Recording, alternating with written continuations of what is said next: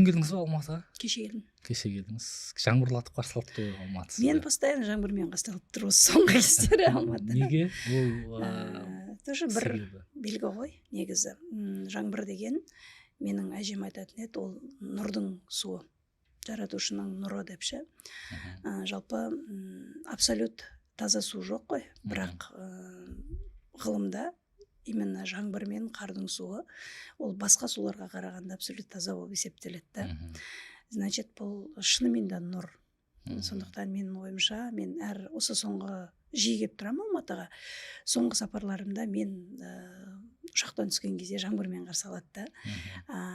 Жалпы адам баласы кез келген нәрседен жақсы және жаман нәрселерді көре алады.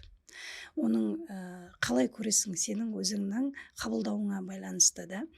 Дәл сол ауа райының сол күйін сен жамандыққа да жори аласың, оны жақсылыққа да жори аласың да.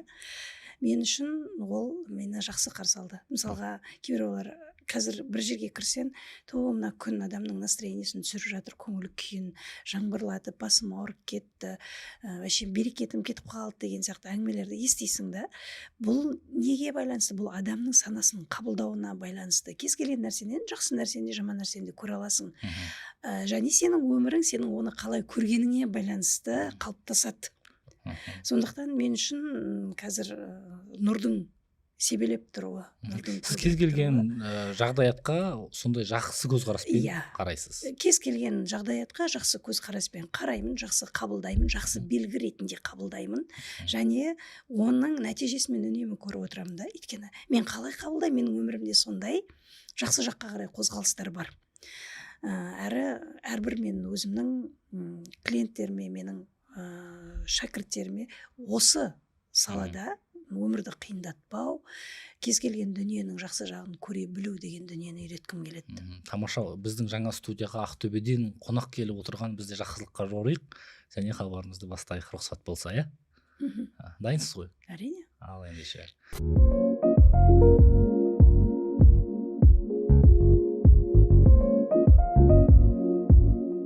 Ассалаумағалейкум, қадірменді көрермен, жаңа сананың жаңа хабары эфирде. Бүгін біздің студиямызға ерекше қонақ келіп жайғасты. Қарсы алыңыздар. Ақтөбенің тумасы Гүлназ Төлебаева кәсіби педагог, кәсіби экономист, кәсіби заңгер және психолог. Құдай қаласа.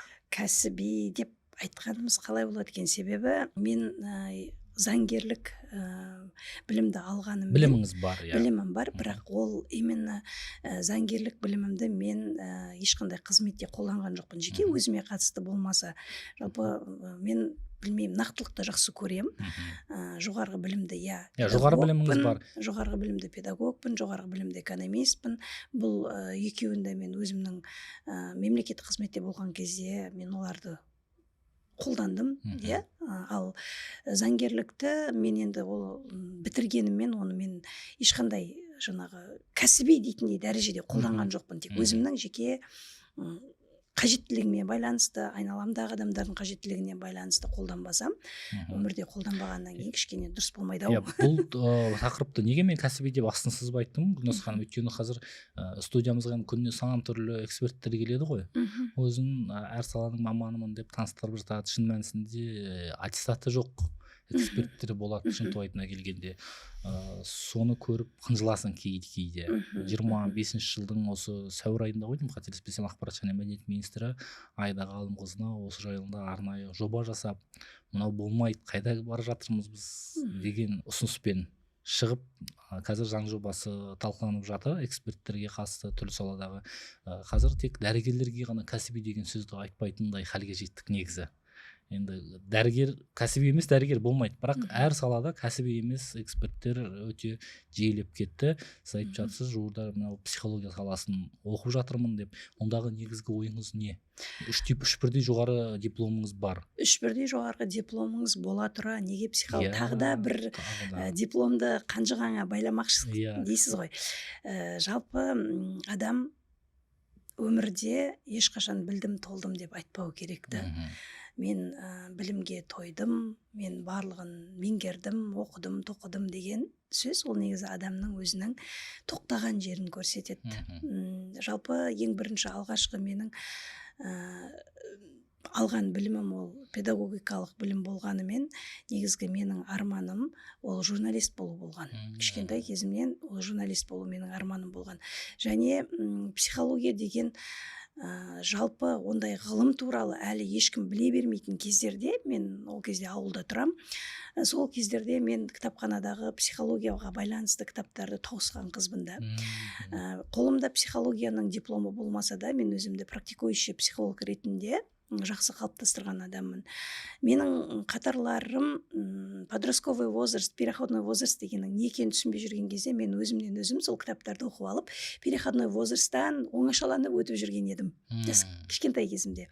Сондықтан бұл психология ол менің жаныммен, тәніммен қалаған мамандығым. Бірақ мен мемлекеттік қызметте жұмыс жасаған кезде педагогикалық білімім болды ғой ол кезде.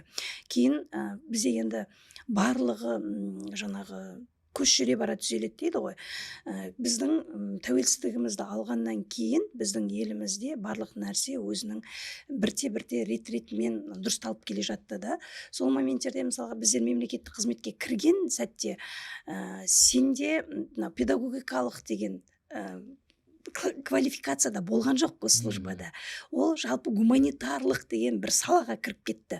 Мысалы, мен биология география пәнінің мұғалімімін. Мен ішкі саясат бөлімін басқардым да. Сен ішкі саясат бөлімін басқару үшін саған ол биология география пәнінің мұғалімдігі жарамайды негізінде. Қазіргі системамен, жүйемен қарайтын болсақ та, адамға мынау жалпы психологияда мынандай не бар да, қағида бар.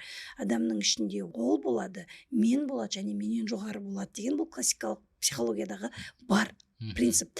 Яғни сен ол деген сен егер үнемі сенің ішіңде біреу кеңға қарай сені тартып тұратын болса, сен өзіңнің жеке пікірің болмаса, өзіңнің қалауың, өзіңнің шешімің, өзіңнің границаң болмаса, біреудің айтқанымен жүріп айдауына көнетін болсаң, сен сол ол деген дәрежеде қалып қоясың да. Демек сенде алға қарай жүру деген жоқ, сен алдыңды көрмейсің, сенде интуиция жоқ. Мен деген қалыптасса енді егер сенде ол, значит сен мен бармын, менмін деп. Ал менен жоғары деген сен алдыңды болжап білесің. Сенің интуицияң жоғары деген сөз. Значит, мен госслужбада жүрген кезде педагогикалық біліммен әрі қарай госслужбада карьерный рост жасай алмайтынымды, осы жерде тұрып қалған туған сияқты ішкі саясатта отырып қалатынымды түсіндім.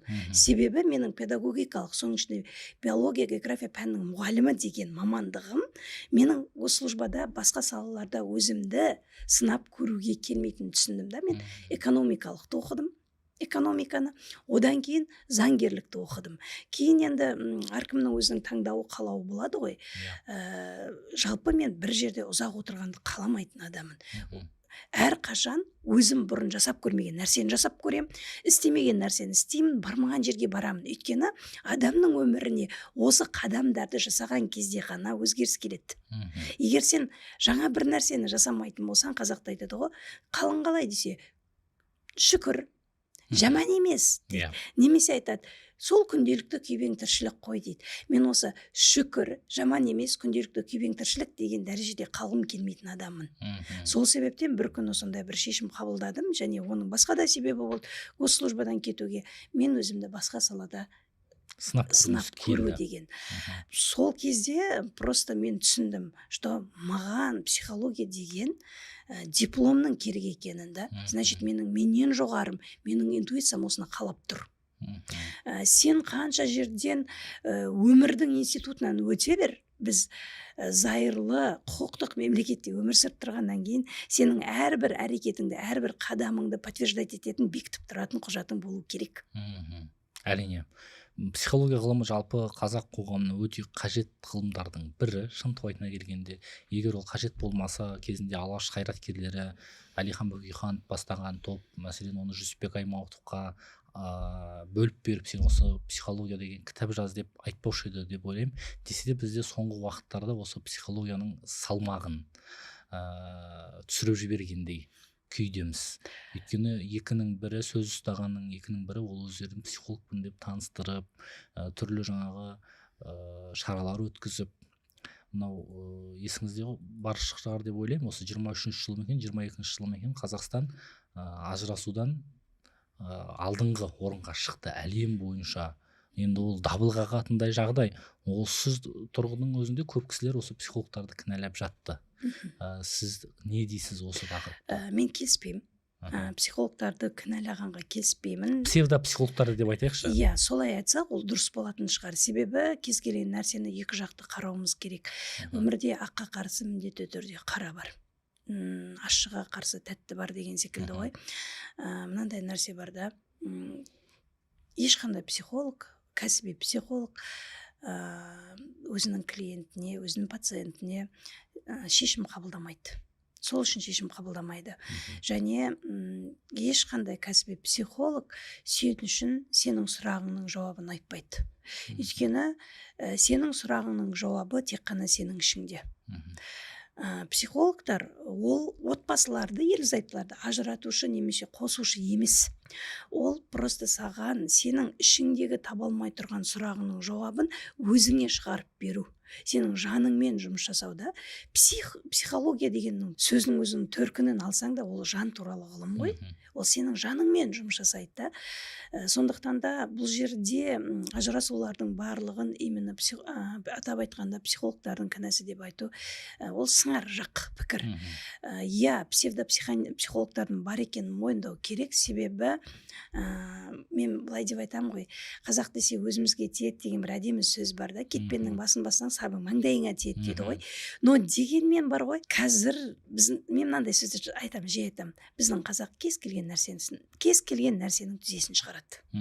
Яғни қазір адамдардың тәні емес, уже тәнді, материалдық әлемді былай қойғанда адам уже өзінің жанымен арпалысып бастаған сәтте психология саласы бір бизнеске айналып кетті да. Ол үлкен ақша әкелетінін түсінген адамдар жаңағы псевдопсихологтарды дайындай бастады. Бұл жерде адамдардың өзінің ниетіне байланысты деп ойлаймын. Мысалға, психологияны 4 жыл психологияны бітіріп, дипломын алғандар, мен психологпын деп атып шығады да, ол курс өткізеді, сені психолог қылып дайындаймын деп сертификат береді. Қазақстан Республикасында ешбір сертификат, даже мемлекеттік мекемелер беретін сертификаттардың заңды күші жоқ, сені бір мамандық ретінде қалыптастыратын. Еш жерде тіркелмейді ол. Ол еш жерде тіркелмейді. Мен мысалға 25 жыл, оның 20 жыл мемлекеттік қызметте, 5 жыл саяси партияда жұмыс жасаған көзқарақты азамат ретінде айтарым. Көзқарасты адам ретінде, азамат ретінде мен айтайын да, біздер 3 жыл сайын мысалға курс оқимыз, бізге сертификат беріледі. Ол сенің просто біліктілігіңді арттыру.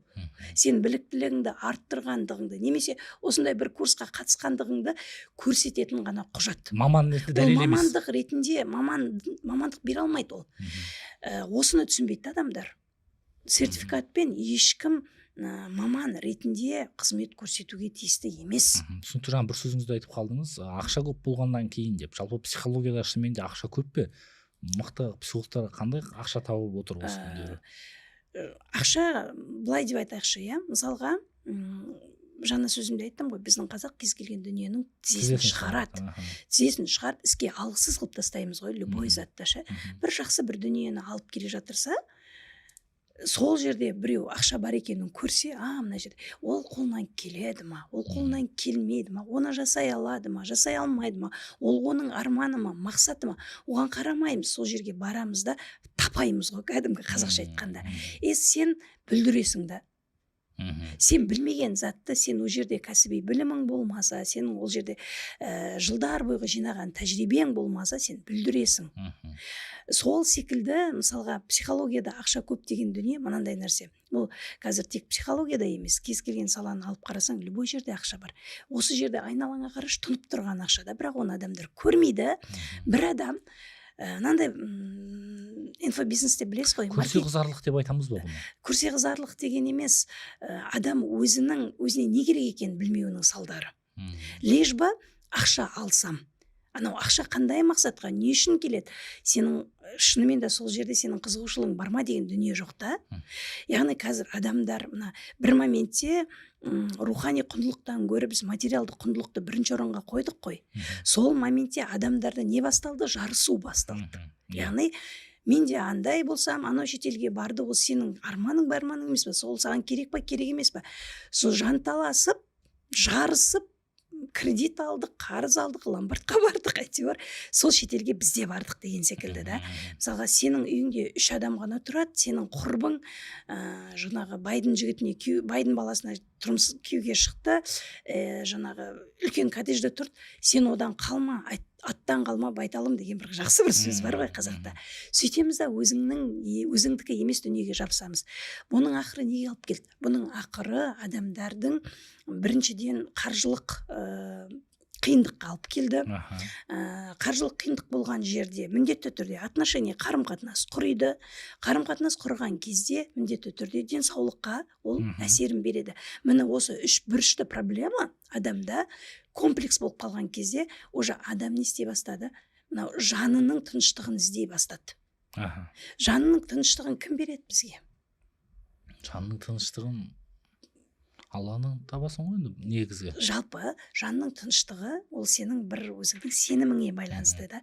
Бірақ бізге бір инструмент, бізге өткізуші керек қой. Бізді жетектеуші, жетелеуші керек. Кез келген салада проводник керек. Кез келген салада ұстаз керек. Осы кезде адам жанның тыныштығын таба алмай қайда барам деген кезде психологтар шықты. Я, демек адам өзінің жылдар бойғы табалмаған жанының тыныштығын, табалмаған сұрағының жауабын алу үшін ол психологқа ақша төлеуге дайын еді. Түсініңіз ба? Және психологтар туралы менде тағы бір әдемі пікір бар. Жақсы бір ой бар. Айтайын ба? Ол қандай ой? Жалпы адамзат болып қалыптасқаннан бері біз белгілі бір рухани практикаларға жүгінеміз, иә? Кез келген адамның өзінің бір осындай бір рухани практикаларға, рухани әдістерге сенімі бар. Біреу мысалы жаңа балгерге барады, біреу кофемен бал аштырады, біреу имамға барып дем салдырады, біреу жынын шығартады, мысалға. Біреу нумерологияға, біреу тағы не дейміз, чакра, қазір көп қой.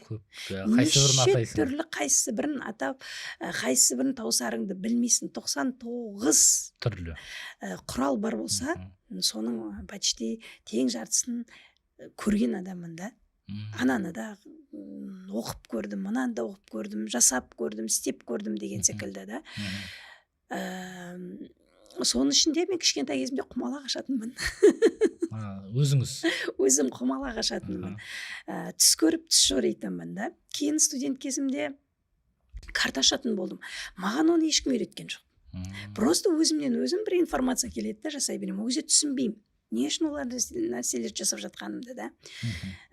Кейін кәдімгі анық түстер көре бастаймын, аян ала бастаймын да. Сол кезде бір нәрсені түсіндім. Жалпы бұның бары рухани практика ғой негізі. Рухани практика, духовный практика. Мысалға Құранмен дем салу бар, немесе қандай да бір энергиялармен қазір енді тренд болып тұрған энергия практикалар ғой. Соның ішінде космоэнергетика дейді, прана дейді, рейки дейді. Бұл саладан хабарыңыз бар? Бар. Оған тоқталайық тағы да, иә? Сәл шегініп тоқтаймыз. Сол кезде осылардың барлығын оқып жүріп, зерттеп жүріп, зерделеп жүріп менің түсінгенім психология. Адамзат тарихындағы осындай түрлі рухани практикалардың басын тоғыстырған ғылыми негізделген өте керемет құрал. Түсіне білген адамға. Бірақ оны біз арзандатып отырмыз осы күні. Осыған қандай баға бере аламыз біз? Сіз психологиялық баға бере аласыз ба? Жаңағы психологтардың көбеюі және халықтың оларға жаппай барып жатуындағы қандай баға береміз? Жалпы мен баға беру дегенді жақсы көрмеймін. Өйткені баға беру дегенде таразыға салсақ деп жатырмын да, неге психологтар қаптап кетті? Оның психологиялық тұрғыдан қандай баға деп айтамыз ба, жоқ әлде бір шешім бе? Негізі мынау ғой, психология оған жауап бере алмай ма әлде? Былай айтайықшы, жалпы мен әлі қолыма психолог деген, сен психолог мамандығын толық меңгерген кәсіби осы жаңағы мамандықтың иесісің деген қағазды қолыма алмағаннан кейін мен қазір бір психолог ретінде бір өзімнің көзқарасымды білдіруді Қазақстан Республикасының заңнамаларына бағынатын азамат ретінде айтуым дұрыс емес деп есептеймін.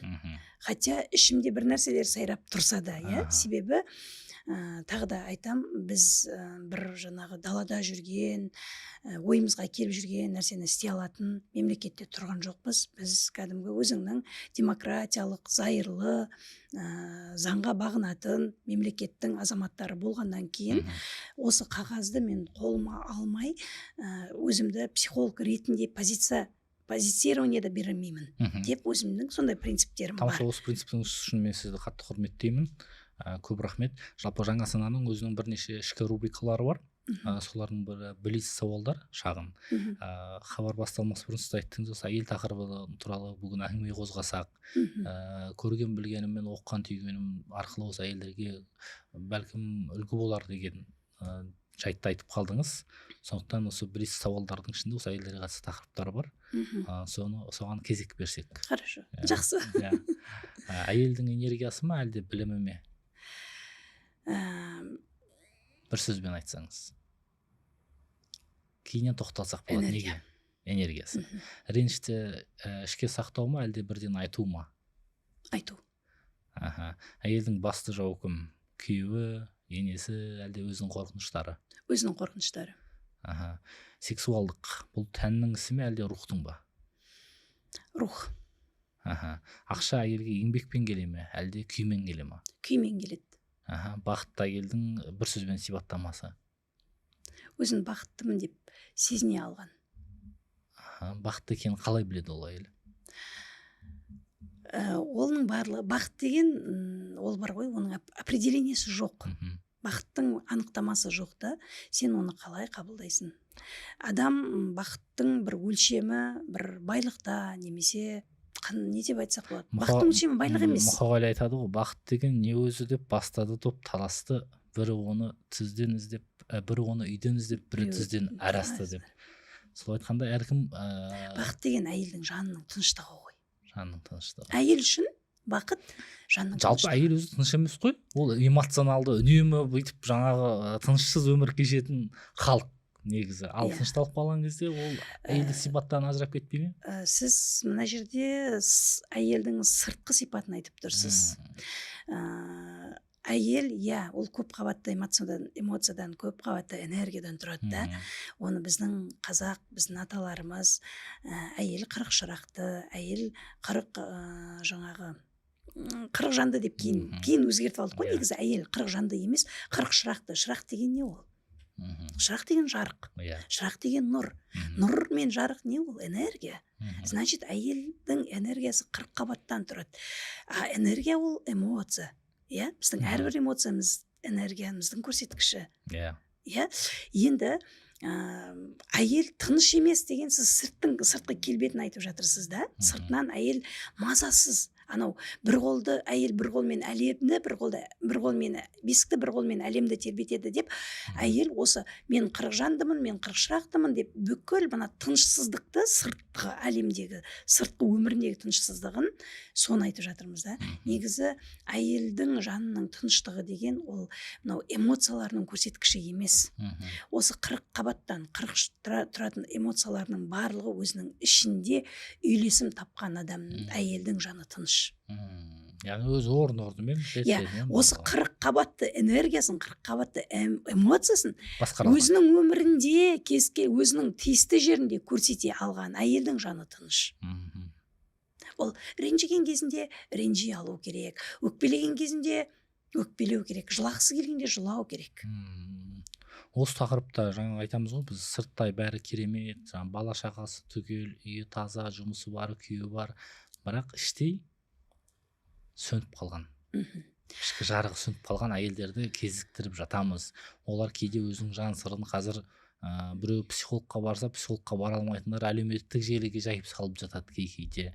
Жазба арқылы азаматтар бар екен, достарымыз айтады, жаңағы әйелі өзінің эмоциясын, өзінің күйін жаңағы статусқа бір сурет салып, оған қойған музыкамен жеткізіп жатады деген секілді дүние бар. Әйел адам қай сәтте өзін жоғалта бастайды жалпы?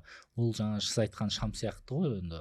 Сол шамның жарығы бірден сөніп қала ма, жоқ әлде бірте үзіле бере ме? Әйелдің жарығы жалпы әйел бірден сөнбейді. Ол ұзақ жылдарша, ұзақ уақыт. Өйткені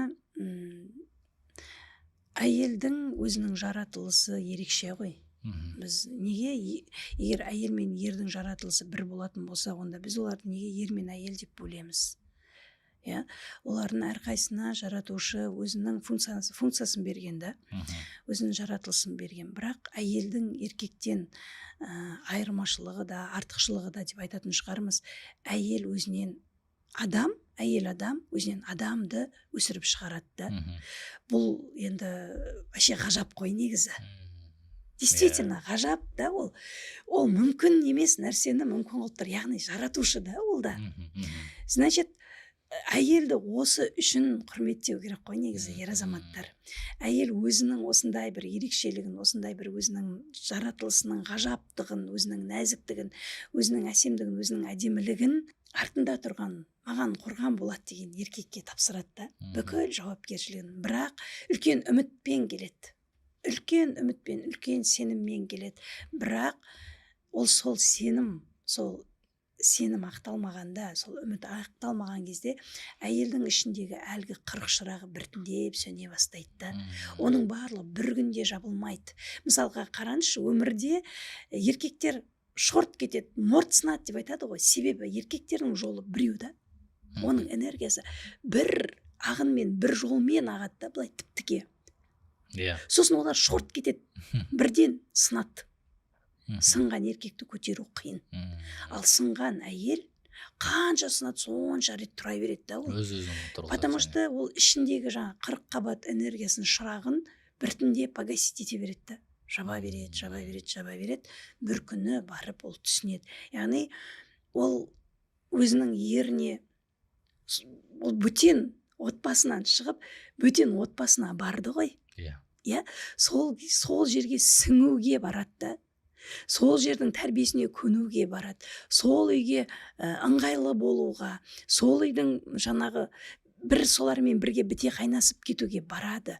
Бірақ сол барған ортасынан өзіне кері байланыс көрмеген әйел ол бірте сөне береді. Яғни ол күйеуіне, негізгі тірегі күйеуі ғой, бірақ күйеуінен жылулық көрмесе, күйеуінен қолдау көрмесе, күйеуі оны еркелете алмаса, күйеуі оның ренжігенін көрмесе, түсінбесе, ұқпаса, оны боқтаса, оны ұрса, оны соқса, оны адам ретінде алмаса, әйел кім болады? Ол просто инструментке айналады да, сол үйдің қажеттілігін өтейтін. Көп әйелдер күйеуінің инструментіне айналып кетеді. Осы жерде әйелдердің дені күйеулеріне мүлдем ашылмай қояды. Уақыт өте келе. Бұл тек реніш деп айтамыз ба, жоқ әлде дененің өз-өзін қорғау реакциясы ма? Бұл екеуі қатар жүреді. Реніш, денені қорғау реакциясы қайдан шығады? Өкпеден, реніштен, қорқыныштан, Енді надай ғой, бұл жерде күйеуді, мен мысалға еркектерді бір төмендету, немесе еркектердің рөлі жоқ, еркектер надан, еркектер топас, еркектер ақылсыз, еркектер түк түсінбейді деп айтқым келмейді. Өйткені жаңағы айтқандай, әйел басқа бір тәрбиеден, басқа бір ортадан, басқа әлемнен келсе, еркек те дәл солай. Екі әлем қосылып, бір әлемді құрастырады ғой негізінде. Мынау әйелдің мына еркекпен арадағы осы конфликтілері негізі әйелдің жанының шырақтарының, энергияларының біртіндеп жабылуына тек қана еркек кінәлі емес. Өйткені әңгімелесу жоқ та. Мынау марқұм Мұхтар Шаханов ағамыздың жұбайлары бар әңгімесі таусылған, ал махаббат таусылмайтын әңгіме деген керемет өлең жолдары бар ғой. Әңгімелесу жоқ болғаннан кейін түсіндіру жоқ. Мысалға, әйел өзінің ренішін, не үшін өкпелеп жүр, не үшін жаңа ренжіп жүр, неге көңілі толмай тұр, нені қалап тұр, соның барлығын өзінің еріне ашық айтпаған кезде, іштен тынған кезде, ол ер адам оны көрмейді. Оның жаратылысы сол да. Сен неге ренжіп жүрсің, саған гүл әкелейін ба деген нәрсені айтпайды. Даже саған гүл алып беру үшін де әйел соны өзі жеткізіп, соны түсіндіру керек. Ал әйел неге оны айта алмайды? Мәселе осы жерде. Неге айта алмайды әйел? Өйткені оның өмірлік сценарийі бар. Ол сценарийді кім қойған? Ол сценарий, негізі өмірлік сценарийлар бізге, жалпы ол тек әйелге емес, әйел адамда емес, ер адамдар. Жалпы адамзаттың бәрінің өзінің өмірлік сценарийі бар. Және біз осы өмірлік сценарийді өзіміздің тағдырымыз деп мойынсұнғанбыз. Өмір, ақиқат, өмірді бізге Құдай береді. Өмір жалған, шын мәнісінде. Жоқ, мен келіспеймін. Былай айтайықшы, өмір сенің өмірің. Менің өмірім сенің өмірің емес. Сенің өмірің, сен үшін менің өмірім жалған шығар, мүмкін өз өмірі. Бірақ менің өмірім, ақиқатта мен өмірге келдім ғой. Мені Құдай өмірге әкелді. Мен келдім, мен білем. Менің өмірге келген күнім, ол ақиқат, бірақ мен оны білмеймін. Қашан келем, білмеймін. Өмірден кететін күнім ақиқат. Өлім ақиқат. Өмір ақиқат, өлім ақиқат. Келесің, кетесің. Басы бар, аяғы бар. Бірақ осы өмір мен өлімнің арасындағы сенің тіршілігің, біз айта беретін тағдыр, ол біздің Құдайдың бізге маңдайымызға жазғаны емес. Таңдау? Таңдау. Сен жазасың оны. Қалай жазасың? Қалай таңдайсың? Қандай шешім қабылдайсың? Осы шешімдер, осы жазылулардың барлығы бізде негізінде сол ең бірінші ата-анамыздың тарапынан келеді. Сценарийлардың алғашқы жазбалары, біздің тағдырымыздың сценарийінің алғашқы жазбаларын жазып беретін біздің ата-анамыз. Қан арқылы?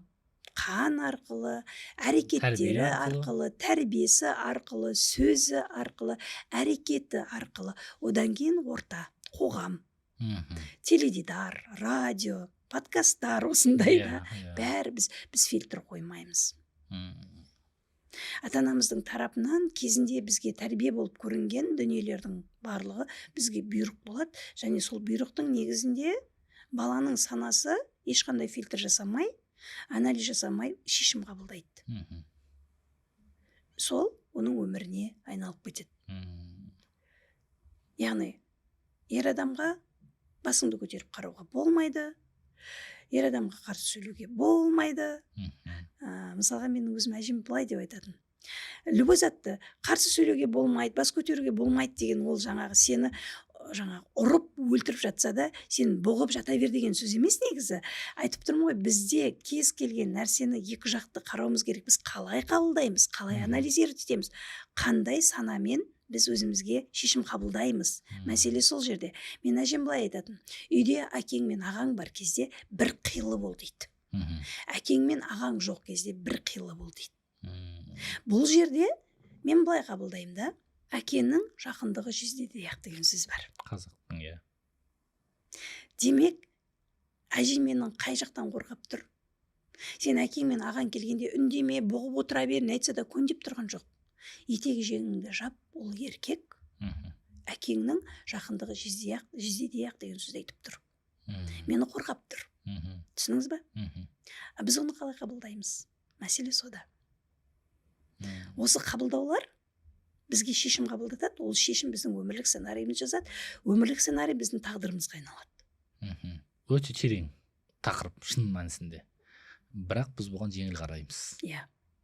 Әдеттегі өмірде тіпті бұл жайлы ешкім ойлап та жатпайды. Енді қазір адамдар түсініп жатыр ғой. Адамдардың санасы ашылып жатыр да. Қазір мысалы бір моменттерде адам өзіне жауапкершілік алмады. Былай қарағанда өзін құрбан етті.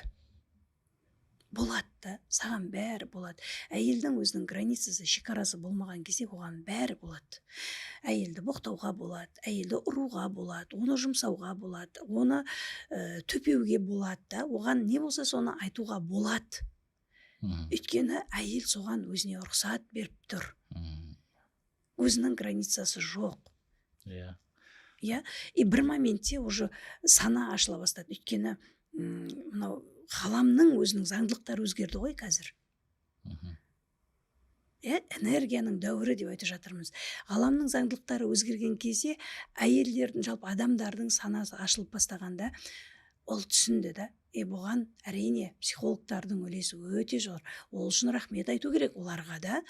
Сенің өзіңнің границаң болу керек. Сенің өзіңнің қалауың болу керек. Бірінші орында сен өзің тұру керексің деген. Бірақ оны біздің әйелдердің санасы тағы да қалай қабылдайды? Мен бірінші болу керекпін деп үйіне барып, мен мысалы бір нәрсені мен айтып жүремін да. Бір кездерде психологтардың тарапынан мынандай әңгімелер болды өздерінің жаңағы клиенттеріне. Сен өзіңді жақсы көру керексің. Өзіңді жақсы көру сенің іш киіміңнен басталады деді ғой. Иә, қымбат іш киім алып ки деді. Не істеді біздің әйелдер? Барып 50-60 мыңға іш киім алып киді. Ол не болды? Дұрыс болып кетті ма содан? Жақсы болып кетті ма? Өзгеріс болып кетті ма? Ол түсінген жоқ та. Ана психологтың айтқан әңгімесін түсінген жоқ, немесе ол терең түсіндірмеді. Қымбат деген қандай сума? Көлемі қанша қымбат деген? Немесе арзанның көлемі қанша? Нақты бір көлем жоқ қой бұл жерде. Көлем жоқ. Иә. Мысалы үшін маған 7000 теңге арзан болуы мүмкін. Бірақ саған қымбат болуы мүмкін. Значит, қымбат деген ол 70 000 теңгенің іш киімі емес шығар дәл сен үшін. Ол мүмкін 7000 теңгенікі шығар. Бәлкім 700 теңгенікі шығар. Бұл жерде бағасы емес. Бұл жерде баға емес. Сен өзіңнің, тағда қазақтың әдемі сөзіне жүгінейікші, көрпеңе қарап көсілуің керексің. Және мынандай нәрсе бар да, сен бірінші орында өзің болу керексің, өзіңді жақсы көр, сенің границаң болады, сен ешкімге өзіңе басыңнан сөз асырма деген секілді, ол барып үйіңе барып, атаңмен, енеңмен, немесе күйеуіңмен қырылыс деген сөз емес қой. Тағы да әйелдің 40 қабат энергиясына келейік. Не үшін саған 40 қабат энергияны беріп тұр Құдай? Сен соны қолдан деп тұр да. Әйелдің қулығы әлемді құтқарады негізінде. Немесе керісінше. Жалпы ер мен әйел арасындағы осы текетірес, тартыс, әлімсақтан ақыретке дейінгі ғой. Адам ата мен Хауанадан басталды. Әлі күнге дейін жалғасып жатыр. Өйткені енді өмір мынау жалған солар үшін жаратылды. Жер бетіндегі. Көбісі айтады, осы екеуінің арасындағы түсініспеушілікті көбінде шешетін бір құрал, ол төсек деп жатады. Интимді жаңағы екеуінің арасындағы қарым-қатынас. Әйтсе де осының өзінде мамандар, студияға келген мамандардың көбісі айтып жатады, неге ер жабылып қалады оған, немесе әйел жабылып қалады деген секілді. Тура жаңағы тақырып қой, бұл жерде де бірін-біріне деген жабылып қалу. Бұл жерде физиология ма жоқ, қайтадан терең энергиялық блоктар ма? Негізі әйел мен ер азаматтың төсектегі қатынасындағы проблема, мәселе, ол бір күнде пайда болмайды. Бір сұраққа жауап беріп өтейікші. Осы төсек ер мен әйелдің арасындағы түсініспеушіліктерді шеше ме? Шешеді. Себебі жаңа біз табиғатпыз. Табиғат қателесуі мүмкін емес та. Табиғат қателесуі мүмкін емес та. Ер мен әйелді жаратты ма, демек олардың бір-біріне жақындасуы, жанасуы арқылы табиғат осы түрді, биологиялық жағынан қарайтын болсақ, осы біз адам деген жаратылысты көбейтіп жатыр ғой. Сондықтан да ол сенің жаңа табиғатыңнан берген міндетің, Құдайдың берген міндеті болғаннан кейін, бұл өте отбасында, ауызбіршілікте, отбасының құндылығын сақтауда, отбасын сақтауда, жалпыда қарым-қатынас, денсаулыққа бәріне оның атқаратын рөлі өте зор. Себебі мысалға біз енді кеңес дәуірі болсын, одан кейін өзіміздің егемендігімізді алғаннан бастап бізде жыныстық қарым-қатынас туралы әңгіме ұятты. Сексуалдық сауат жоқтың қасы. Сексуалдық сауаттылық бізде жоқ. Енді әйел мен еркек бір-біріне неге алыстайды, неге бір-біріне жабылады? Бәленің барлығы мынау адамның бойында 7 чакра бар деп айтып жатамыз ғой. Мен айтам ғой, жалпы бәленің чакра деген энергия орталықтар. Ол бірінші чакра именно осы жыныс орталығынан басталады да. Адамның жыныс мүшесі сол жер бірінші чакра, бірінші энергия орталық болып табылады. Яғни жақсы нәрседе, жаман нәрседе сол жерден басталады. Сенің тегіңмен байланысың да сол жерден басталады. Ол ұят емес. Осы қарым-қатынас дұрыс болмаған жерде сенің өміріңнің мәні жоқ қой. Шындық қой ол. Бірақ қараңызшы, ерлі зайыптылар екеуі қосылғаннан кейін тағы да осы жерде өмірлік сценарий қатты рөл атқарады да. Көп әйелдер жыныстық қатынасқа түсуді өзінің ерімен, бұл менің әйелдік міндетім деп қарайды. Мен міндеттімін. Ол сол күні қалап тұрма, қалап тұрған жоқ па, күйеуі қалап тұрма, болды, берілу керек деген секілді. Оның тәнінің сол қалауы болмаған кезде ол ашылмайды.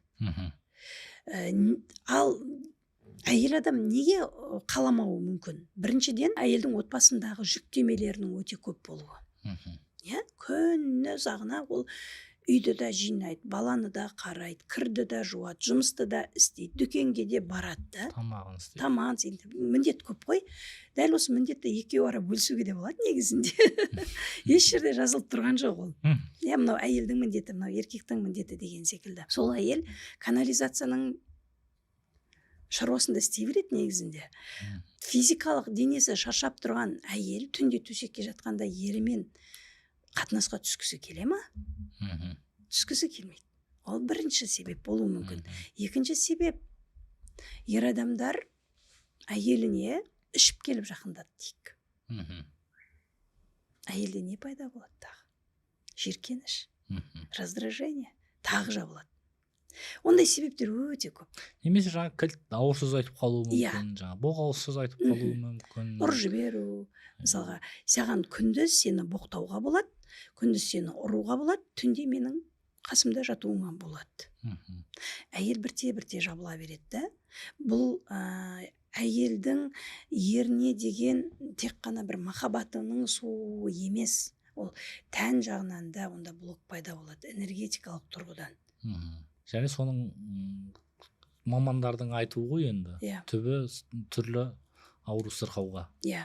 Өйткені әйел егер өзінің ерінен тиісті ләззатын ала алмаса, ол оған жақындаған кезде үнемі раздражение болатын болса, қарсылық болатын болса, былай қарағанда отбасылық зорлық-зомбылық дейді ғой. Әйел қаламаған кездегі еркектің әрекеті ол зорлық болып есептеледі. Яғни обоюдно болу керек бұл. Сол кезде ол әйел уже бірте жабылып, әйелдегі мынау женской частиге онкологияның барлығы осы еріне деген ашыла алмау, еріне деген өкпе, реніш, іштегі қатып қалған жара ғой. Қозғайсын қатып қалған іштің дертін деген сияқты. Күні кеше дәрігер білікті маман Жадыра Нұрмұханқызымен осы жерде сұхбат болды. Сол айтып жатыр, Қазақстан жатыр мойны қатерлі ісігінен жаһанда одан да алдыңғы қатарға шығыппыз.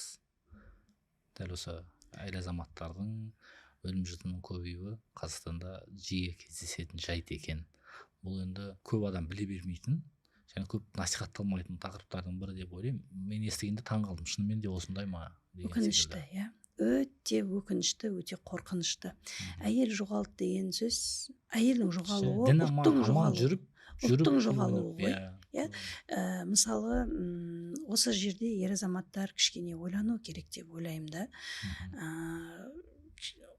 Жаңағы барлық жауапкершілікті, үйдің өлім жітімін, не только материалдық және адамның рухани қажеттіліктерінің барлығын әйелдің мойнына артып қою, міне осы жерде ер азаматтар кішкене ойлану керек деп ойлаймын.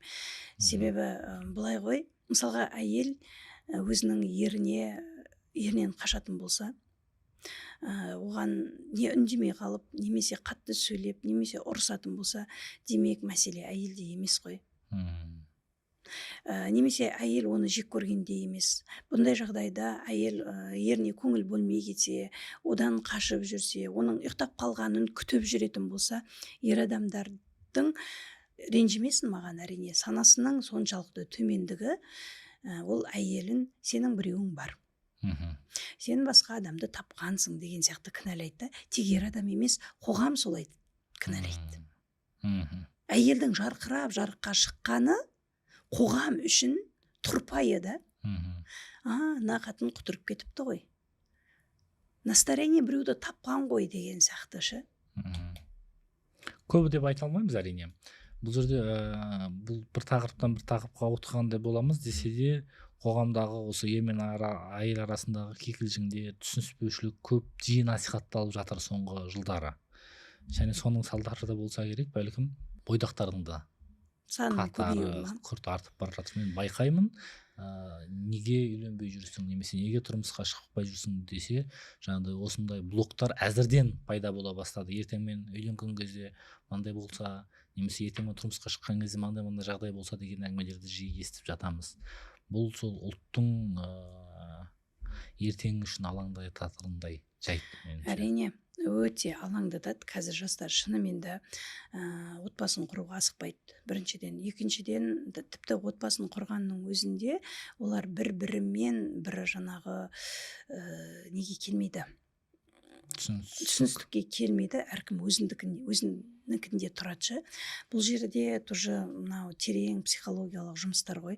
Жаңағы мен айтқан қыз баланың 30-40-қа келгенше күйеуге шықпауы, жігіттердің әйел алмауы да, үйленбеуі, бұның барлығы сол жаңағы оның түбі негізінде өмірлік сценарийде жатыр.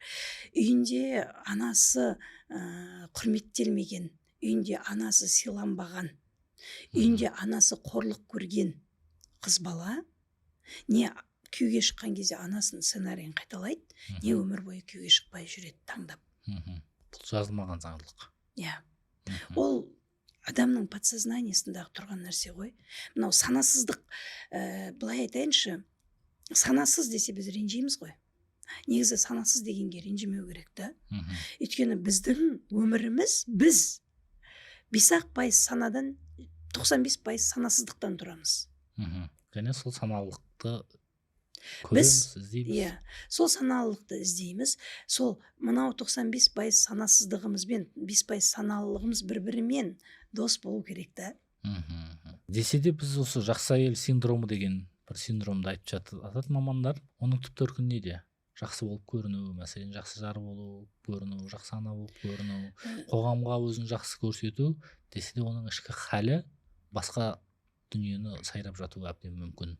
Сол жаңағы айналып келгенде өмірлік сценарий, ата-ананың тарапынан алған бұйрықтар. Яғни сенің жақсы болып көрінуің, жақсы әйел, жақсы мама, жақсы қыз, жақсы келін, жақсы қызметкер деген секілді да. Сен өзіңнің қалауың емес, сен сыртқа, сол ішкі жан дүниеңде быт-шыт болып жатыр. Қазақ оны былай деп айтады: сырты бүтін, іші түтін дейді. Сенің мынау позитивный энергияда жүрсең, позитивный болсаң, саған бәрі күшті болады дегенді естіп алғандар, іші быт-шыт болып жатса, сыртқа шығып деп күліп жүреді да. Менің бір клиентім болған, мен позитивный энергияда жүрем дейді. Ол қандай сонда позитивный энергия деген сен үшін десем, айтады, мен адамдардың бәріне күліп қараймын дейді. Ал ішің ше деймін. Ішің күліп жатыр ма? Позитивный энергия деген болмайды. Энергия ол таза, тірі, табиғи да. Бір ғана күйде болады. Ал ол энергияның қандай күйде тербелетіні вот саған байланысты. Түсінікті ғой? Мына бір линия болса, мына линияның бір сәуле деп алайықшы, геометриялық сәуле дейік. Сәуленің бірінші нүктесі. Бірінші нүктесі сенің энергияң болса, бір түзудің бойында энергия қозғалып тұра бермейді. Ол энергия мына сәуленің жоғарғы және төменгі жағында тербеледі. Қалай тербеледі? Сенің ниетіңе байланысты. Энергия лас болмайды, таза болмайды, жақсы жаман болмайды. Энергия таза, тірі, табиғи болады. саналы болады, естиді, түсінеді. Просто сен оны қалай бағыттайсың, ниетіңе қарай. Значит, сенің өміріңде бір нәрсе дұрыс емес па? Демек, сенің ниетің дұрыс емес. Ниет туралы айтып жатырмыз десе де, қаражаттың әсері қандай? Мәселен, әйелдің ішкі күйіне ақша қалай әсер етеді? Көбісі ер азаматтардың айтатын әңгімесі ғой. Ақша болса, алтын алып бердім, шетелге шығарып бердім, сонымен бұл тыныш деген. Шынымен де тыныши ма жалпы? Ақша бұл сенің ішкі күйіңнің материалдық көрінісі. Қалай әсер етеді? Сенің қолыңда қанша ақшаң бар? Сенің ішкі состояниең сондай да. Кез келген нәрсенің бір материалдық көрінісі бар ғой. Мысалы, сен көлік алуды армандадың. Арман сенің арманың да ол. Сосын мақсат еттің, сосын ниет еттің. Арманың ол сен егер сол машинаны сен алмасаң, көлікті алмасаң, сенің арманың сол күйінде қалып қояды, арман күйінде қалып қояды. Ал сен оны машинаны, көлікті қолыңа ұстаған кезде ол уже материализацияланады, иә? Сол сияқты мынау ақша деген, бүйтіп айтайыншы, сенің ішкі күйіңнің материалдық көрінісі. Значит, ақша қайда келеді? Қалай келеді? Сенің күйіңе келеді, состояниеңе, ішкі күйіңе, көңілдің күйіне. Енді елмен байланыстырсақ осы жерде, көбісі ақшаны тек еңбекпен байланыстырып жатады. Бірақ әйелдің ішкі өкпе реніші, оның қаржылық жағына, немесе күйеуінің табысына қалай әсер етіп отыр? Еңбек деген не? Әрекет па? Иә. Енді былай айтайық. Жаңа мен айттым, энергия ол бір күйде болады. Сосын сенің ниетіңе қарай энергия тербеледі. Не жоғарғы вибрацияда, не төменгі вибрацияда. Ниет деген сенің күйің, сенің қалауың. Дұрыс па? Енді ниетің бар екен, энергияң бар. Энергия болмауы мүмкін емес. Энергияны Құдай берді саған. И нәтижені Құдай береді.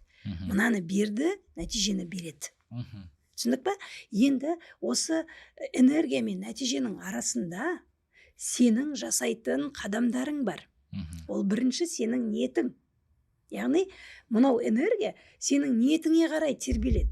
Ал ниет сенің күйіңде тұр. Егер сенің күйің онша емес болса, сенің энергияң онша емес, төменгі вибрацияда тербеледі. Сен өкпелеп жүресің, ренжіп жүресің, барлығы кінәлі, сен жертвасың да. Бәрін кінәлап жатырсың. Сен ештеңе кінәлі емессің. Сенің бақытсыз болуыңа күйеуің кінәлі, сенің ақша таба алмауыңа, кезінде дұрыс оқытпаған, қалаған оқуыңды оқытпаған мамаң, папаң кінәлі деген секілді да. Жұмыстан шығып кетсең, бастығың кінәлі. Я болмаса әріптесің сені жамандай салды деген секілді. Мына жерде тербеліп жүрген кезіңде сенің қабылдайтын шешімің, мына ниетің онша емес қой. Күйіңе байланысты. Сенің қабылдайтын шешімің қандай болады? Онша бола ма? Онша болмайды. Сен шешімін қалайда бір жаңағы шешімін күйеуің ақша келу үшін күйеуіңе ұрыс шығару деген сияқты. Элементарно, бытовуханы айтайықшы. Мен бүгін айқай шығарып күйеуіме ақша келдіртуім керек деген секілді да. Шешімің сол болып тұр. Әрекетің не болады? Айқай бола ма? Ұрыс керіс қой үйдегі. Демек әсер етеді тікелей. Енді, значит, сенің ниетің сенің шешіміңді қабылдаттырады. Шешімің әрекетің жасатады. Әрекетің ұрыс керіс болса, сенің алатын нәтижең не ол? Күйеуің ақша келе ма? Бір ай келеді, 2 ай келеді. Содан кейін не істейді? Маған бұндай қатынның не керегі бар? Үйге келгенде тыныштық жоқ. Значит, энергияны біз мынау ниетімізді түзетіп алған кезде ғана барып, энергия жоғарғы вибрацияда тербеледі. Сенің шешімің дұрыс болады сол кезде, әрекетің де дұрыс болады. Демек, сенің шешімің дұрыс болмай, ниетің дұрыс болмай, шешімің дұрыс болмай, әрекетің дұрыс болмай тұрған кезде, сенің ішкі күйің дұрыс бола ма? Кері кетеді. Кері кетеді. Сенде ақша болмайды. Сенде денсаулық та болмайды, сенде отношения да болмайды. Бұл терең тақырып, өзі бірнеше сағаттық ретритке сұранып тұрғандай тақырып екен, шын мәнісінде. Бір әйелдер бар, өзінің ортасында өшіп қалады. Мәселен, басқа ортаға барса, немесе басқа адамның жанында ол жанданып, жаңарып, жарқырап шыға келеді. Бұл сатқындық деп айтамыз ба, сол ортаға деген, сол ерге деген немесе бұл ішкі жанның бір айқайы ма? Мынандай сұрақ қойып отырсыз ау деймін, мысалға өзінің ерінің алдында басылып жүреді да бір басқа бір ер адам азаматтың алдында ашылып кетуі мүмкін деген сияқты ма? Ол мынадай ғой, мен бір айтқан әңгімем бар еді, бір мезгілде бірнеше адамды қатар сүюге бола ма? Бір мезгілде бірнеше адамға деген махаббат ашылуы мүмкін бе деген секілді ше. Негізінде мүмкін. Әйел адам бір мезгілде бірнеше еркекке ғашық болуы мүмкін. Не үшін айтайын ба?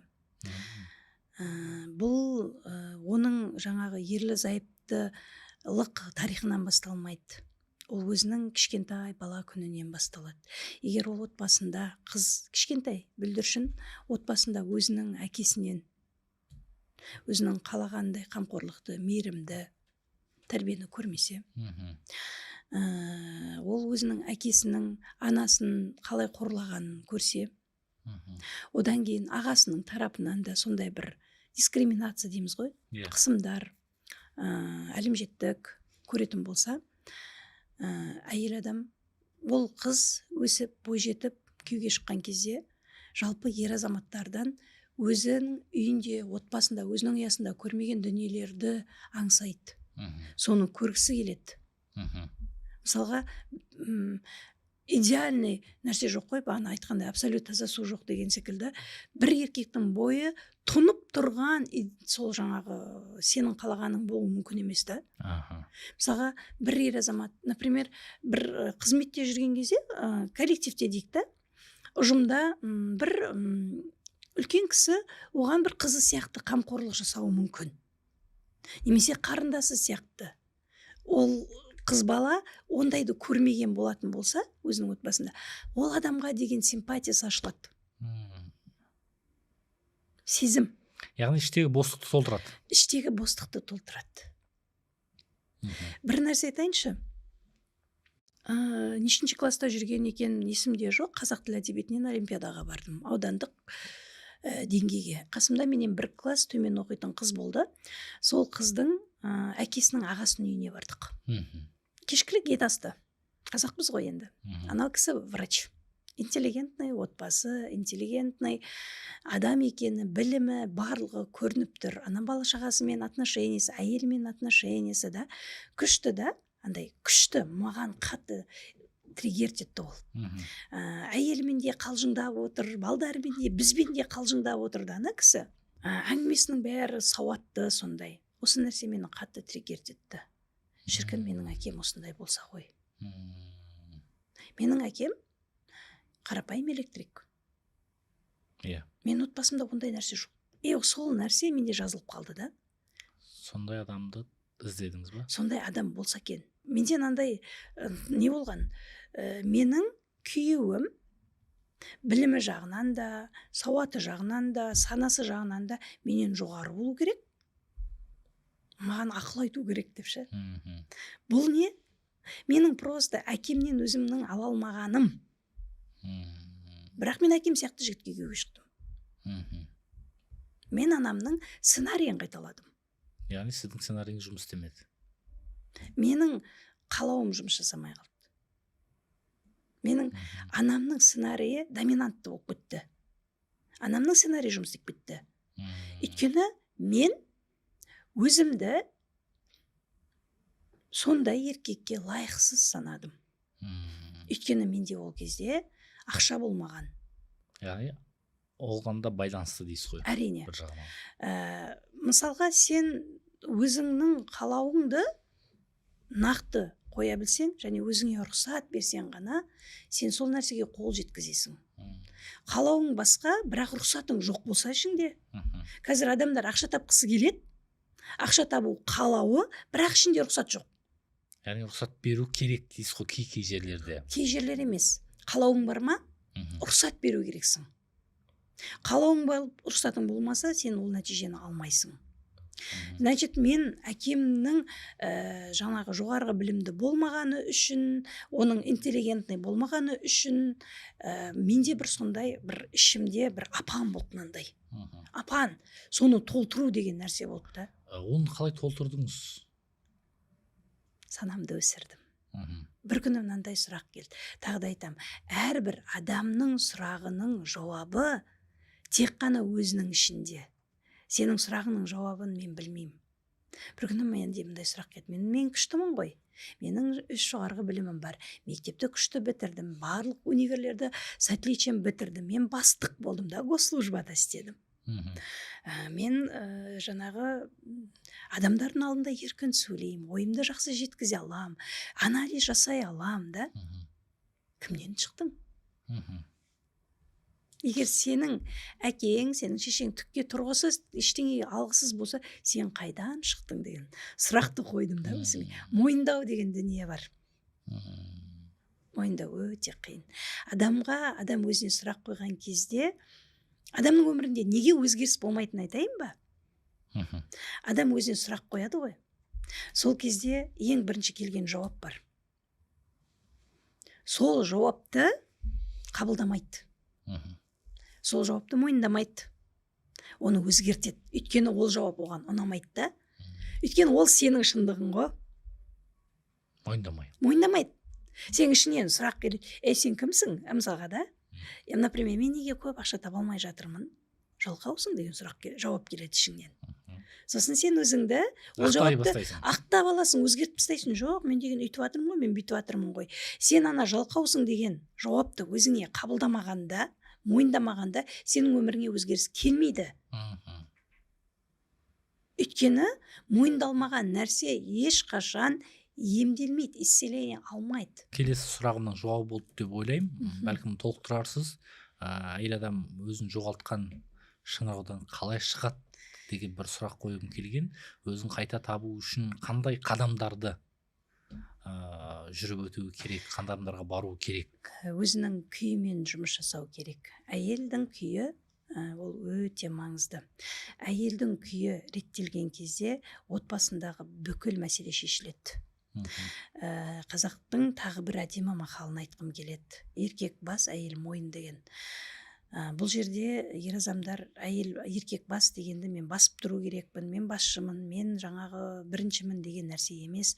Мойын ол сенің бағанағы 40 қабат энергияңмен, эмоцияңмен басқарылатын да, значит, надайда әйел осы күйін өзінің реттеген кезде күйеуімен төсектегі қарым-қатынасы да, жалпы өмірдегі қарым-қатынасы да, айналасымен де, өзімен де, бәрімен де қарым-қатынасы өзінің орнына түседі.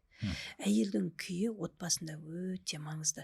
Әйелдің күйі отбасында дұрыс болған кезде, оның қызы бақытты, оның ұлы бақытты, оның отбасылық қарым-қатынасы бақытты. Барлық нәрсе әйелдің күйіне келіп тіреліп тұр. Мойын ғой әйел.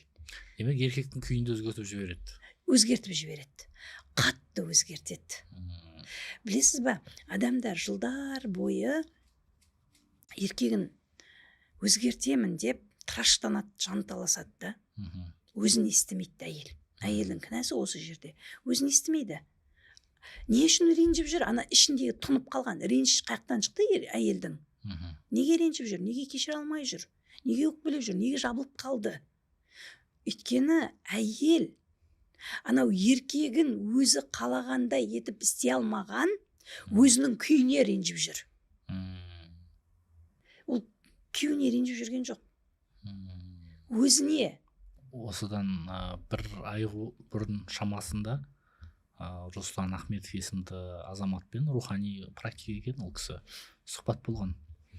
Сонда ол кісі айтады, әйел азамат қандай да бір зорлық зомбылық көрсе, ер азаматтан оның өзі кінәлі дейді. Мен де қосылам ол пікірге. Бірақ ол өте әйел азаматтардың тарапынан тепкі көрді.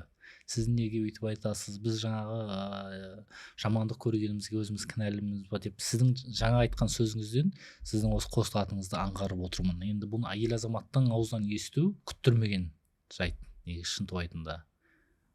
Бұл қазақтың сөзі ғой, сіз айтып отырған мойын мен бастың әңгімесінен дәлелін сол арқылы айтып отырсыз. Керемет. Жалпы бұл білім жиған тергеніңіз енді сіздің өмірдегі. Оны әрмен қарай насихаттау жолында қандай істер атқарып жатсыз қазіргі таңда? бір ғана подкастпен шектелмеу керек деп ойлаймын. Иә, әрине, мен негізі айтады ғой, әрбір адамның өзі өмірге келген кезде Құдай оған өзінің бір миссиясын береді деп. Адамда жалпы ниет деген нәрсені мен үнемі айтып жүремін да. Ниет ол өте маңызды.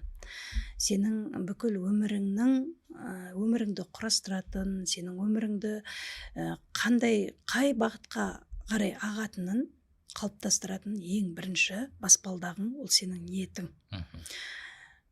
Осы ниет дұрыс болған кезде сенде шешім де дұрыс болады, сенде әрекет те дұрыс болады, және әр адам өзінің ниетіне байланысты Құдайдан нәтижені алады. Енді менің миссиям, жалпы айттым ғой, әлемде 99 инструмент бар болатын болса, соның әр қайсын көру керек деп ше. Сол біразын көргенімнен ғой. Сонда жалпы мен өзімді талдап, өзімді зерделеп көрген кезде менің миссиям ол рухани жетекшілік ету. Адамдардың көзін ашу, адамдардың санасын ашу. Бұл менің миссиям да, бұл менің жаныма рахат сыйлайды. Мен әйелдермен сөйлескен кезде, олардың түсінігін келтірген кезде, олардың түйсігінің ашылуына себепкер болған кезімде менің жаным рахаттанады. Бұл менің миссиям, бұл менің бірінші ниетім. Мынау адамдардың басындағы шектеулерді алып тастау, қорқыныштарды алып тастау, үрейді алып тастау, әлде бір практиканың, әлде бір ұйымның, я болмаса қандай да бір пікірдің эгрегорынан шығару менің мақсатым. Өмірде қорқынышты еш нәрсе жоқ. Қорқыныш деген дүние жоқ. Ауру деген де жоқ. Оның барлығы біздің соларға қарым-қатынасымызда жатыр. Осы дүниелерді, мына бастағы осы шектеулерді сейілткен кезде тұман ашылады да. Адамдардың барлығы қазір, тем более әйелдердің барлығы бір тұманның ішінде жүр. Алыстан бір жарқырап көрінетін маяк бар. Сол маякқа жете алмай жатырмыз да. Ол не? Мына тұман. Ол сенің қорқынышың, ол сенің үрейің, ол сенің эгрегорың, ол сенің сценарийің. Ол сенің ренішің, ол сенің айқайың, шуың, я? Анау маякқа жеткен кезде, жету үшін саған мына тұман сейілу керек. Ал менің мақсатым осы тұманды сейілту. Ал ол тұманды сейілту үшін әйелдің ішкі күйі реттелу керек. Ішкі күйі реттелген кезде бұл тұман, әйелдің басындағы тұман, бір отбасын тұмандап тұр негізі.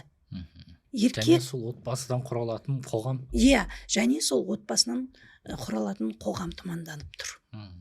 Барлық кілт қазір. Құдай кілтті әйелдің қолына беріп қойған ғой. Жұмақтың кілті анаңның табанының астында дегенде бекер сөз емес негізінде. Жұмақ деген не ол? Тұзақ деген не? Сенің қалай қабылдауың, өмірді қалай көруің.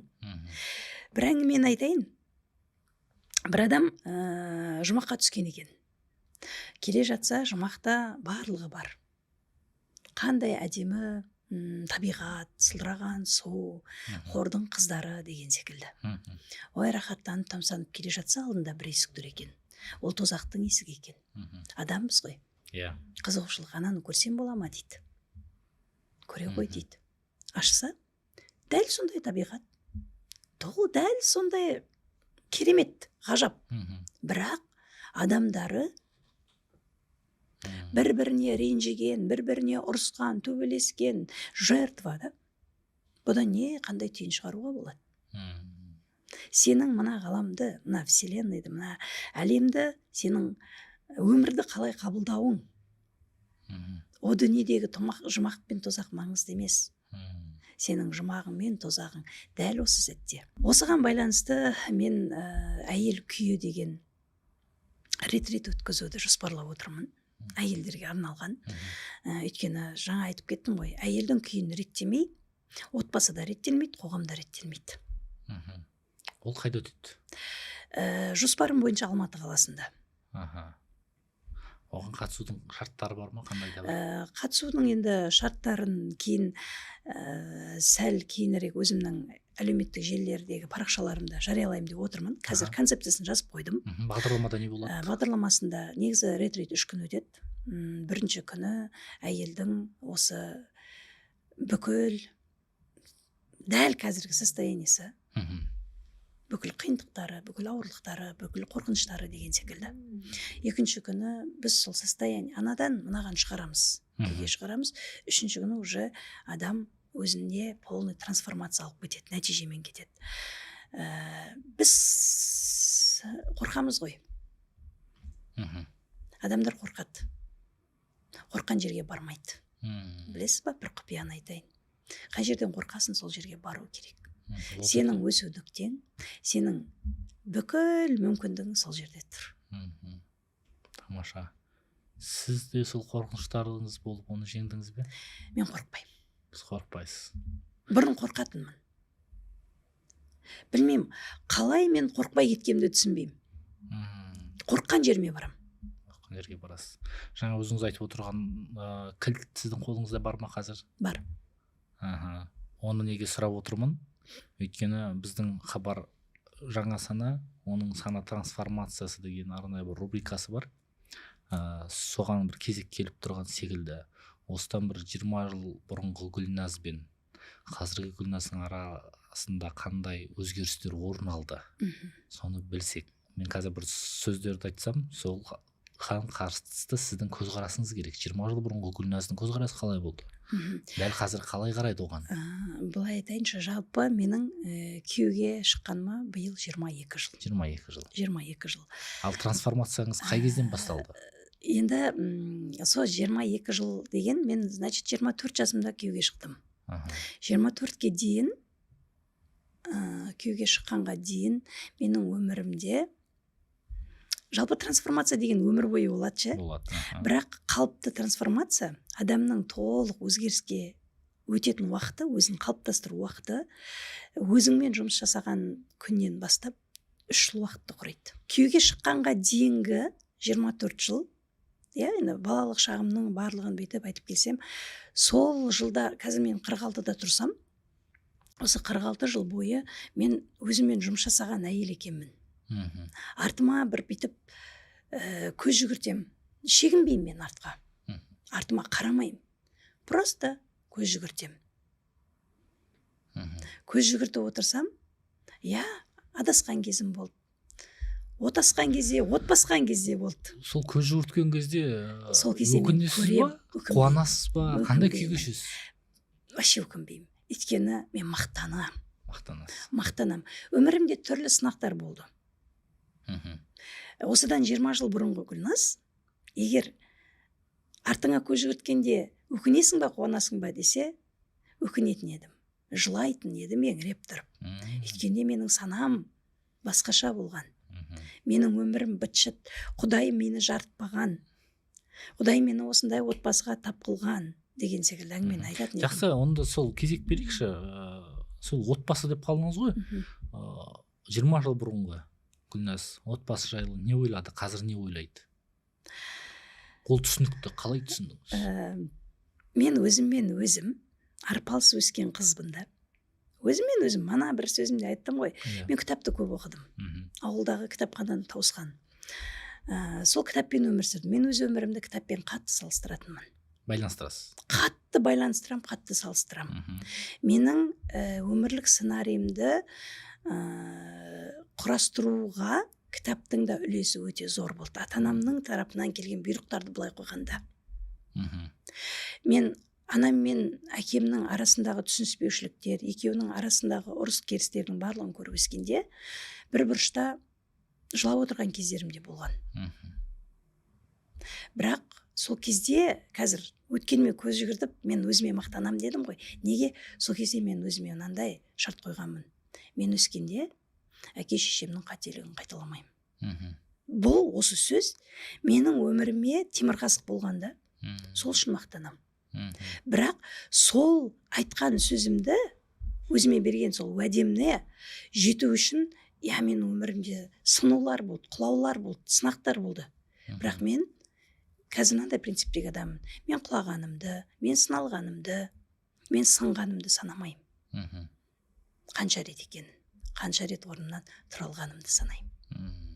Күйеуге шығардың алдында менің жігітім, мен күйеуім былай деп айтқан. Маған күйеуге шықсаң, көзіңнен бір тамшы жас тамбайтын болады.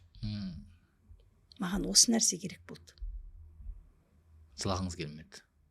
Жылағым келген жоқ. Мхм. Себебі менің әкем арақ ішті. Мхм. Менің ағам арақ ішті. Осы сөзді мен күйеуіміз екеуміз, ол кезде қыз бен жігітпіз, бір таксиге отырсақ, таксидің алдында менің ағам отыр екен. Ішіп алған. Мхм. Бұрын ағамның көшеде арақ ішіп жүрген көргенде қатты намысыма тиетін. Арланатынмын. Ренжитінмін. Оған ұрсатынмын, жылайтынмын. Мхм. Ағамды көрген кезде мен намысыма тиді. Жігітім тем более. Жылап жібердім. Неге жыладың, ол кім деп сұрады. На таксиден түсіп қалайықшы дедім. Айтты менің ағам деп. Сол кезде күйеуім маған солай деп айтқан. Мхм. Мен сол сөзге сындым. Сөзінде тұрды ма? Белгілі бір уақыт тұрған жоқ. Мхм. Дәл әке шешемнің сценарийі қайталанды біздің отбасымызда. Мхм. Бірақ мен өзіме берген уәде бар ғой. Әке шешемнің қателігін қайталамаймын. Мен өзімнің ішкі күйіммен, мен біраз уақыт жаңа айтып жатырмын ғой. Көп уақытымды күйеуімді өзгертемін деп жоғалттым. Мхм. Мен оған ренжідім, мен жертва болдым. Мен өзіме оған маған қатысты тиісті емес нәрселерді жасауға рұқсат бердім да. Оған күйеуім кінәлі емес, Мхм. мен кінәлімін. Мен ғой рұқсат беріп тұрған. Мхм. Сол кезде мен бір нәрсені түсіндім. Шынымен де әйелдер сол жаңағы өзінің қалағанының орындалмағаны үшін өзіне ашуланады, өзіне ренжиді, бірақ мен күйеуіме ренжіп жүрмін деп ойлайды. Мхм. Күйеу кінәлі емес, сен кінәлісің. Өйткені сен ол өзгеру үшін сен өзгеру керексің ғой. Мхм. Сенің күйің өзгеру керек. Әйелдің күйі өзгеру керек. Әйелдің күйі өзгерсе, әлемді құтқарады. Сол себептен, Сіз сол жолдасыз қазір. иә, мен өзгеріп кеткенмін. Мен мүлдем өзгеріп кеткенмін. Бір кездерде подросток, бойжеткен Гүлназды ана болған шақта жоғалтып алдым. Мхм. Мемлекеттік қызметте болған кезде жоғалтып алдым. Өйткені өзіме сатқындық жасадым. Өзімнің негізгі миссиямнан, өзімнің қалауларымнан бас тарттым. Соны қайтадан тауып алдым. Мхм. Мен өзімді тапқан Ең бастысы Гүлназбын. осы. Иә. Ең бастысы осы. Мен өзімді тапқан Гүлназбын. Мхм. Білесіз ба, мен 18-20 жыл мемлекеттік қызметте болғанда 6 әкіммен жұмыс жасадым. Сол әкімдердің халықтың алдына шығып сөйлейтін сөздерінің авторы болғам. Мхм. Бүкіл баяндамаларын мен жазатынмын. Мхм. Сол кезде ол менің өзімнің триггерім екен ғой. Мхм. 30 секундтық сторис сала алмадым парақшама. 2023-те екен. Сол кезде қызым маған мынандай нәрсе айтты. Мама деді, әкімдердің сағаттап сөйлейтін жазып жүргенде 30 секундтық сторис сала алмай не болды сізге деген кезде есімді жиып алдым. Мхм. Сөйтіп өзімді тапқан Гүлназбын. Тамаша. Жоғалтпауыңызға тілектеспіз. Және өзін жоғалтып жүрген талай қыз келіншектің жолын табуына көмектесеріңізге сенеміз. Шынтуайтында. Себепкер болғым келеді. Себепкер болғансыз. Жаңа айттық қой, жаңа сана трансформациясы деп. Сіз блиц сауалдар секілді қысқа сауалдар қойып өтейін. Соған шағын жауап берсеңіз, ойыңыздың шұқырлығын көрейік. Және бір мезетте екі уақытқа саяхат шексек деп отырмыз. 20 жыл бұрынғы Гүлназ денсаулық туралы қалай ойлады және қазір қалай ойлайды? 20 жыл бұрынғы Гүлназ аурушаң еді. Жылдың 4 мезгілінде грипп болатын. Күнде ангина. Көктем мен күзде міндетті түрде 10 күн больницада, дневной стационарда система алатын Гүлназ болатын. Ал қазір? Мүлдем дәрі ішпейтін Гүлназ. Ақшаға деген көзқарасыңыз өзгерді ма осы жылдар аралығында? 20 жыл бұрынғы Гүлназ ақшаның соңынан қуып жүретін. Мемлекеттік қызметте карьерный рост болған. Жай ғана ақылы қызметтен, ақылы қоғамдық жұмыстан бастап бөлім басшысы деген сатыға дейін өскенмін. Бірақ мақсатым карьерный рост емес. Мақсатым менің лауазымым өссе ақшам көбейеді деген болған. Ал қазір жоқ, ақша маған қызмет етеді. Ал отбасы 20 жыл бұрынғы Гүлназ отбасында жертва болатын. Айналасындағылардың бәрін кінәлайтын. Ал қазір жоқ, өзін таңдаған Гүлназ, өзінің границасы бар Гүлназ, және бақытты отбасы бар Гүлназ. Сіз бақыттысыз қазір? Бақыттымын. Барлық өте параметрлерден? Барлық параметрден бақыттымын. Барлық қалауларымды Құдай беріп қойған бақытты жанмын. Тамаша. Жаңа айттыңыз ғой, енді миссиям, сол бақыт деген ұғымды толық түсінген кезде өзінің миссиясын таба бастайды деп ойлаймын мен. Ал оған дейін ол миссия сол бақытты іздеу ғой. Ал ол бақытқа жеткен кезде тағы да қоғамға қызмет ету. Сіз жаңа айтып отырсыз, әйел азаматтарға көмек көрсеткім келеді деп. Бұл сіздің саналы шешіміңіз ғой, Саналы шешімім. Менің ниетім, жалпы біз әңгімеміздің барысында айтқан едік, кез келген нәрсенің екі жағы бар деп, аққа қарсы қара бар деген секілді. Менің миссиям әйелдердің күйін келтіру, әйелдердің санасын ашу, түйсігін ояту, отбасында бақытты, отбасын ұстайтын, тұрақтандыратын, отбасының құндылығын түсінетін, қасындағы еркегі еш нәрсеге кінәлі емес екендігін, отбасын ұясын бұзбайтын әйелді қалыптастыруға себепкер болу. Негізгі миссиям. Екінші жағы осы арқылы өзімнің табысымды табу. Өйткені Құдай маған ризығымды осы жолдан беріп тұр. Мен оны қабылдаймын. Өзіме рұқсат беремін. Әйелдер өзін табу үшін бүгіннен қалдырмай нені бастау керек? Сіздің маман ретіндегі кеңесіңізді алсақ. Өзінің жан дүниесіне сұрақ қою керек. Мен кіммін? Кім кінәлі? Менің осындай күйіме кім кінәлі? Не кінәлі? Не әсер етті деген сұрақтардың қою керек. Және оның жауабын? Ішінен шыққан жауапты өзгертпеу керек. Бірінші жауап Құдайдан. Тамаша. Гүлназ ханым, сізге үлкен алғыс. Шынымен де, мен өзім ер азамат болсам да, әйел жағын көп түсіне бермейміз ғой. Бүгінгі хабарда маған әсер еткен сіздің әңгімелеріңіз баршылық болды. Бәлкім өмірімде пайдасы тиер. Сондықтан да осы эфирді көріп отырған тек қана әйел азаматтар көру деп ойламаймын. Өйткені әйел тақырыбы ер азаматқа тікелей байланысты ғой. Олар да көріп осы арқылы өмірлерін өзгертер, көзқарастарын түзер бәлкім. Сонау қиырдан Алматыға ат басын тіреп отырсыз. Қош келдіңіз, көп рахмет. Тал бесіктен жер бесікке дейін білім ізден дейді ғой. Соның бір дәлелі сізсіз деп ойлаймын. Рахмет.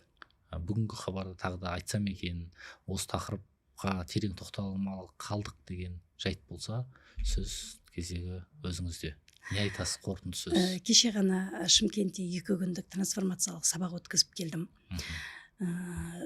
Аэропортқа ұшаққа кеткенге дейін Шымкенттің, Тараздың әйелдері қасымнан кете алмады. Әр сұрақтарына жаңағы жауап беріп, менің әрбір сөзім ем. Айтады ғой, біреу алақанмен емдейді, біреу жаңағы тағы бір құралдармен емдейді. Менің сөзім ем. Мен айтам ғой, мен қазынамын деймін. Менің ішімде толып тұрған, тұнып тұрған дүние өте көп. Ашылмаған, айтылмаған нәрселер өте көп та. Оны бір сағаттық, 2 сағаттық подкастқа сыйғызу әрине мүмкін емес шығар. Бәлкім тағы да осындай бір сәт туар. Әлі де айтылатын нәрсе өте көп. Менің айтатын дүниелерімнің барлығы бір отбасындағы әйелдің дәрежесін көтеріп еркекті түсіру емес. Екеуін бір-бірі арқылы көтеру, екеуін теңестіру, екеуінің бір-біріне деген махаббатын, құрметін арттыру. Еркекке не керек білесіз ба? Еркекке тек қана құрмет керек. Біз әйелдер сол құрметті жасап білсек екен. Әйелінен құрмет көрген еркек міндетті түрде әйелін бақытты ете алады. Бірақ әйел мені ол бақытты ету керек деген масылдықпен өмір сүрмеу керек та. Әр істен, әр әрекеттен өзіне сабақ алу керек. Өзіне түсінік алу керек деп ойлаймын. Сол себептен де жалпы мен адамды бір материалдық немесе қандай да бір білімі жағынан дәрежесіне бөлмеймін. Мен үшін адам болғаны үшін құнды. Кез келген адамның ол мүмкін пол жуушы болар, мүмкін ол депутат шығар. Кімнің қасында қалай бармын, сол дәрежеде сонымен тең өзімді ұстауға әрекеттенемін. Мен ешқашан адамдарды әлеуметтік статусына қарай бөле алмайды екенмін. Мен үшін адам болған үшін құнды. Және адамгершілік деген дүние бар да. Сенің өміріңдегі барлық материалдық құндылықтардың бәрі кетуі мүмкін бір күнде. Бірақ сәтте Дәуіттің 30 жылын бір күнде алған дейді ғой. Бірақ қандай жағдай болмасын, егер сенің адамгершілік деген өзіңнің бір құндылығың бар болатын болса, ол сені кез келген уақытта адам ретінде көрсете алады. Және жолынан адастырмайды. Иә, және жолынан адастырмайды. Адамды адам ретінде құнды көру, менің ойымша, бұл адамгершіліктің ең жоғарғы көрсеткіші деп ойлаймын. Тамаша. Сұхбат өте жақсы түйінделді деп ойлаймын. Жалпы әйел тақырыбынан бастап ермен байланысын туралы айтып, және адамгершілік тақырыбымен аяқтап жатырмыз. Көп рахмет. Жаңа айттыңыз ғой, бір подкастпен шектелмейді деп. Біздің есігіміз 24/7 ашық. Алматыға келсеңіз, келіп бір шынаяқ шай ішіп кететін, әңгіме айтып кететін жеріңіз осы солардың тізіміне енеді жаңа студия деп ойлаймын. Көп рахмет тағы да. Рахмет, Арман. Өткен жолы бір көргем. Сосын жаңағы сұрақ қою, сөз саптауыңыз ұнағаннан кейін, бірақ одан кейін өтіп кетпін. Сосын қайтып, жаңадан бастап жатыр екен ғой. Менің бір подкастым мүмкін бір жағынан әріптестік қолдау болсын деп. Жалпы журналист дегенге мен бүйрегім бұрып тұрады. Одан кейін жаңа айтып жатырмын ғой, мен шынымен де қазынамын деп. Өйткені менің Құдаймен келісімім бар, Арман. Мен қандай сабақ өткізсем де, кіммен сөйлессем де, ешқашан шпаргалка қолданбайтын адаммын. Сағаттап 10 сағат сабақ өтуі мүмкін, бірақ бір қағазға қарамайым, бір слайд жасамайым. Өйткені Құдай мені сол потокта өзі ұстайды. Құдаймен солай келісіп қойғанмын да. Құдайым, жаратушым, мені өзің потогыңда ұста, мен сөйлемеймін, мен арқылы сен сөйле деп. Демек, бүгін сөйлеген мен емес. Көп рахмет. Рахмет. Өте сүбелі сұхбат болды деп ойлаймын. Дейді ғой, жылқы кісінескенше, кісі сөйлескенше деп. Маңызды сорпасы бар. Сүбелі сұхбат үшін рахмет.